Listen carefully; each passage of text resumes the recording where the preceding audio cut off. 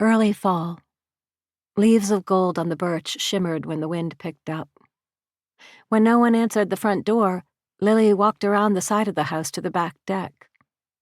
She could hear her boyfriend's father playing guitar and singing softly, a melancholy tune.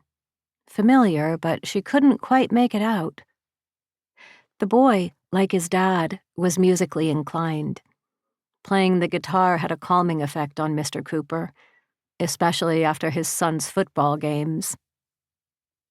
The back deck was unfinished, littered with tools and cans of paint with rusted lids, neglected since last spring, alongside a spare tire, 2 fishing rods, and a cooler.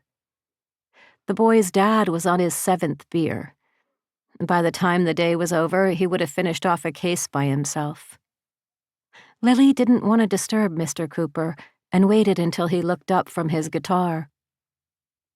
"There's my favorite girl," he said with a big smile, resting his forearm on the body of the instrument. "Don't stop on account of me," Lily said. "I love hearing you play." Mr. Cooper, still smiling, shook his head and leaned his guitar against a post on the deck. "Some game, huh?" he said as he stood up. He offered Lily his seat, the only one on the deck, a mustard and orange webbed aluminum lawn chair. When she refused to sit, he remained standing. It had been an exciting game that morning. Portsmouth against Barrington, rival teams. The boy, a senior at Portsmouth and the team's quarterback, had read the defenses instantly, successfully changing the play at the line of scrimmage 3 times when Barrington's defense had anticipated Portsmouth's plays and was prepared to stop them. When the boy appeared at the screen door in a pair of jeans and a Creedence Clearwater Revival t-shirt, toweling off his long brown hair, his dad couldn't contain himself and gave the boy a hug, patting his back. 490 passing yards. That's a record. 1 game. That's my boy.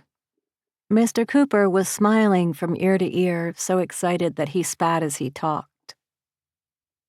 The boy watched Lily. She never seemed to mind that his father always drank and talked endlessly about the boy's football stats. "Everybody knows he's the best the state has ever seen.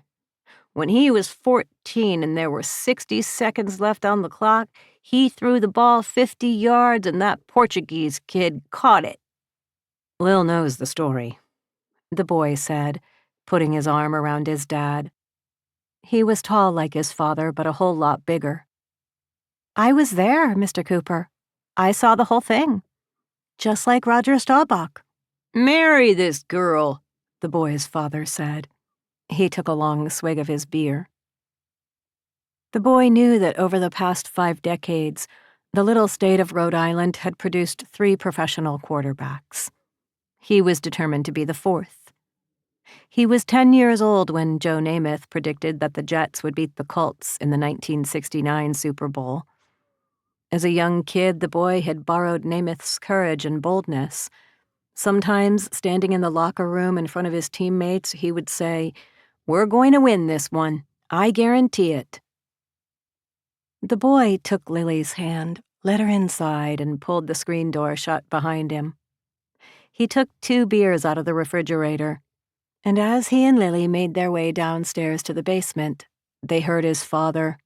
"Chuck at the hardware store said that the scouts will be coming around to have a look at you."